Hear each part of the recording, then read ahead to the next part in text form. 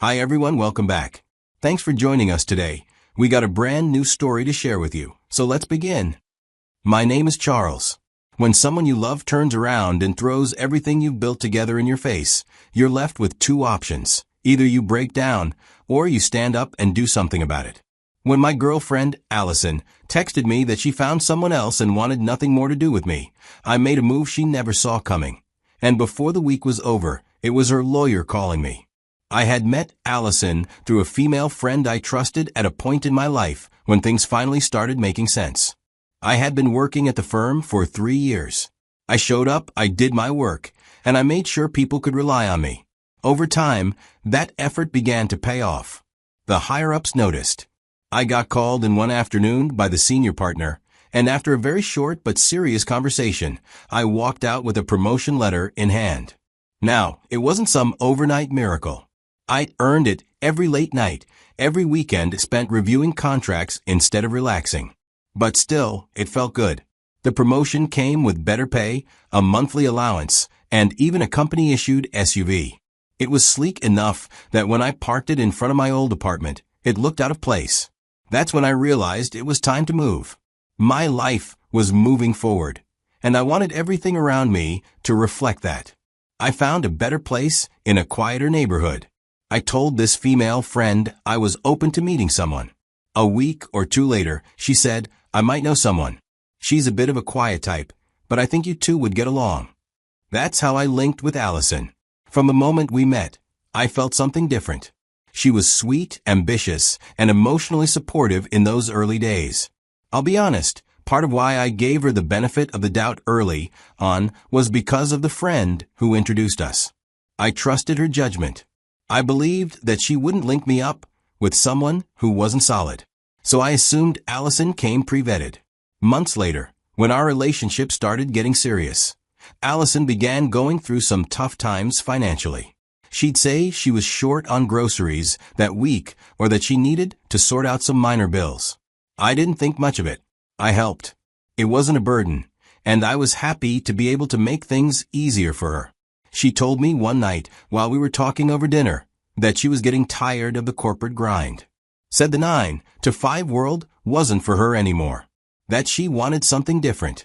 Something on her own terms. She had this dream of running an online store, selling fashion items, accessories, and lifestyle products. I nodded, encouraged her a bit, and asked her what the plan was. How she'd structure the store, how she'd market it. Just trying to understand her vision. But it wasn't until maybe a week or two later that I found out she had already quit her job. She hadn't mentioned a word of it to me beforehand. I remember her finally telling me, and I paused and looked at her, then asking, "Wait, what preparations did you make before quitting?" She told me she had saved up a little money. I asked how much. When she said the figure, I felt my heart sink. That money wouldn't have lasted her more than a month. Maybe 2 if she really stretched it. No steady source of income while she built the shop from the ground up. I pressed her gently, asking if she considered the time it usually takes for a business to break even, let alone make a profit. She brushed it off, told me not to worry, said she had a solid plan, and she was confident things would start moving in a few weeks. She sounded so sure of herself that, for a second, I actually doubted my doubts. But deep down, I had reservations. I've seen what failed businesses do to people. How quickly dreams can become debt. But I didn't push. I figured she'd prove me wrong. Well, she didn't. The online store flopped almost immediately. Sales weren't coming in. The products weren't moving. The money she thought would last stretched thinner by the week. Before long, her rent was overdue. Then one day, she called me crying because her car had been repossessed. I could see the fear and embarrassment in her eyes. She was clearly overwhelmed and spiraling. I wasn't going to stand there and watch someone I loved fall apart. So I told her to move in with me. I had space, and I was already paying for everything myself, so it just made sense.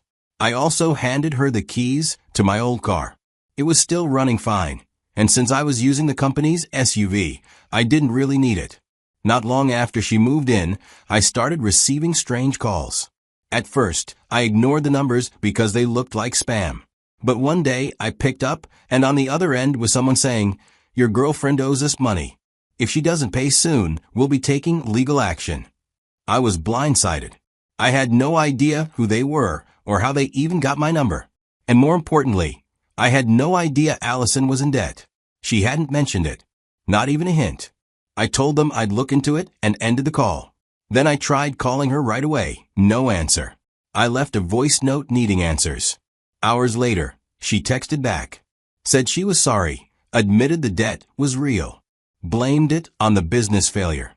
Said she was trying to handle it on her own. Then she sent me a voice note begging me to help her pay it off. She promised to pay me back when she figured things out. I'll be honest with you, I wasn't happy because of the secrecy. I would have understood if she'd come to me early. But to let it get to the point where strangers were calling me at work, threatening legal action, that rubbed me the wrong way. Still, I paid the debt. Eventually, she asked for a loan to restart the business. She came to me with a plan this time, told me what she'd learned from a first attempt, what she'd do differently, how she'd build slow and steady. I listened, and I gave her the money. She started using my old laptop. I didn't think twice about it. She needed it for work, and I wasn't using it. Over time, my apartment slowly turned into our place in her eyes. But in reality, I was the one handling every bill. She said she was focusing on rebuilding her brand and needed time to reinvest profits. I agreed. I was patient. I believed in her. After months of trial and error, things began to pick up. Her site started getting real traffic. Orders were coming in. People were tagging her business online. For the first time, it felt like her dream might finally have legs. I was genuinely happy for her. I'd always planned to marry her. That wasn't new, but I held off for a reason. Now that her business could pay its own bills and she no longer had to ask me for every little thing, I felt it was the right time. I didn't tell her, of course. Quietly, I reached out to her sister and told her what I was planning. I asked for her help in choosing a setting that felt like Allison, something that would catch her off guard in the best way. Meanwhile, I ordered a custom ring. It took a decent chunk out of my savings, but I didn't care. I was fully invested. But before all my plans could materialize, one night everything changed. We were both tired on that day. It had been a long day. I had just returned from work, and she had spent most of her time packing up orders. Neither of us felt like cooking, so I offered to order food. She usually handled that because she already had a DoorDash account set up, while I never bothered. I picked up her phone like I had done many times before. But while I was looking for the app, something caught my eye. There was Tinder, a dating app, sitting there in the app drawer. My first thought was more confusion than anything else. I opened it and scrolled through dozens of messages. Men are flirting with her. Some of them were telling her how beautiful she was. Some are asking to meet up. Some say things I won't repeat. And worst of all, she was replying. Although there was nothing too deep, it wasn't innocent either. She was on there regularly. I called her name, Allison. She came into the living room, drying her hands with a kitchen towel. I just asked, "What is this?" I held out the phone, open to the app. She glanced at it, then shrugged and said, "Oh, that? It's nothing. I don't meet anyone. I just like the attention sometimes." I couldn't make sense of what she was saying. I looked through the messages again, and no, it didn't seem like she had met up with anyone yet. But that wasn't the point. The point was, what if I hadn't found out? What if it went further next week? Or the week after that? What kind of person downloads a dating app for attention while living with the man planning to marry her? That night, I found the dating app on Allison's phone, and something inside me changed. It was a quiet kind of disappointment that crept in and made me question everything. We had a routine.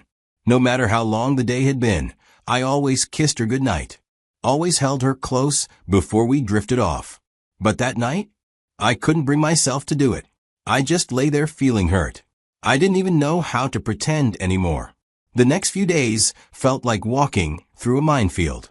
Allison started acting differently, like she was looking for reasons to fight. She'd snap about what time I got home, question why I hadn't taken out the trash yet, or complain that I didn't notice the groceries she bought. It wasn't like these things had never happened before, but now, they came with this edge I hadn't seen in her before. I started to wonder if she was trying to make me out to be the bad guy, just to make herself feel better about what she'd done. Maybe if I looked like the problem, she could sleep better at night. When I tried to talk to her, I told her that saying the app is just for harmless attention doesn't mean it's not a betrayal, because I couldn't wrap my head around that excuse. I told her that if she needed validation from strangers, we had a bigger issue. That's when the tables turned. She called me controlling, said I was too rigid and insecure. She flipped it all on me, like I was the one who'd crossed the line. One evening, we had a big fight. It started like the others, but when the exchange of words got heated, she grabbed her purse, her keys, and walked out. I sat on the couch for a while, thinking she'd cool off and come back like she usually did. But the hours dragged on, and the silence stretched longer. Around midnight, I sent her a simple text. "Where are you?" I got no reply. I stayed up, checking my phone every few minutes, trying not to jump to conclusions. The next morning, my phone buzzed. It was a message from her. It read, "I found someone else. I want nothing more to do with you. Don't call or text me again." My stomach dropped as I read. At first, I felt this wave of rage. Was she cheating on me all this time? Was this guy around when I was clearing her debts and putting her back on her feet? Or was this just her way of twisting the knife? I felt every emotion at once. But I didn't let it control me. Instead of blowing up her phone or demanding answers, I typed 3 words, "As you wish." And that was it. I didn't have the energy to argue with someone who had already moved on in her heart. I came home from work later that day and stepped into an apartment. It was obvious she had entered the house while I was at the office and packed everything she owned and some of my things too. She left with the car I lent her. The laptop she was using? Taken. Even some minor electronics and household items I had bought myself had vanished. That's when it really hit me. Her message wasn't a bluff. This wasn't temporary. She meant it. And in that moment, it was clear that I was done being the nice guy. I picked up my phone and texted my lawyer. I told him, "We need to talk. First thing tomorrow." Because if she wanted to end things like this, she was going to learn that I wasn't someone you could just walk over and forget. Not without consequences. The following morning, I walked into my lawyer's office. I sat across from him and told him about things my girlfriend had taken, the car, the laptop I let her use, and the debt trail tied to my pockets. I told him plainly, I want to recover everything. I worked hard for everything I gave her. And if she thinks she can leave like that and keep it all, she has another thing coming. He listened, took notes, and without needing much prompting, began drafting a formal letter. It demanded the immediate return of the car and laptop and repayment of the outstanding debts. It clearly stated that if she refused to comply, we would pursue legal action. I reviewed it, signed off, and then nothing. She didn't respond, not even a reply to acknowledge that she received it. Days passed. My lawyer followed up once. Still no answer. She was either ignoring it because she thought I wouldn't follow through, or because she believed I had no backbone. That's when we filed a formal complaint with the court. The court issued a summons, and it wasn't long before I got a call from an unfamiliar number. I picked up, thinking maybe it was a work call or someone from a firm. The voice on the other end introduced himself.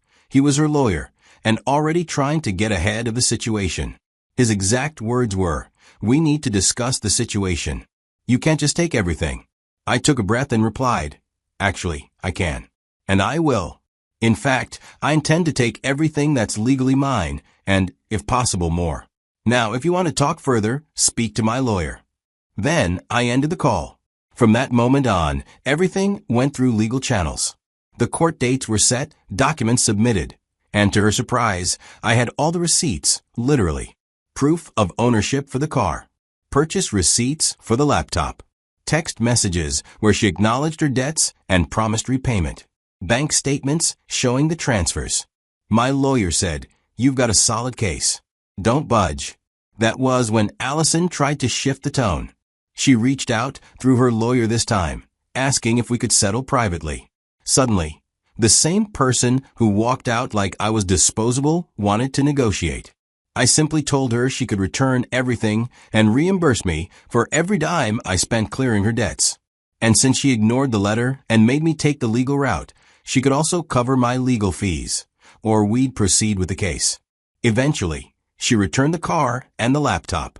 But when it came to the money, she said her business wasn't doing well and asked for time. She even tried appealing to my emotions, telling me she just needed some breathing room.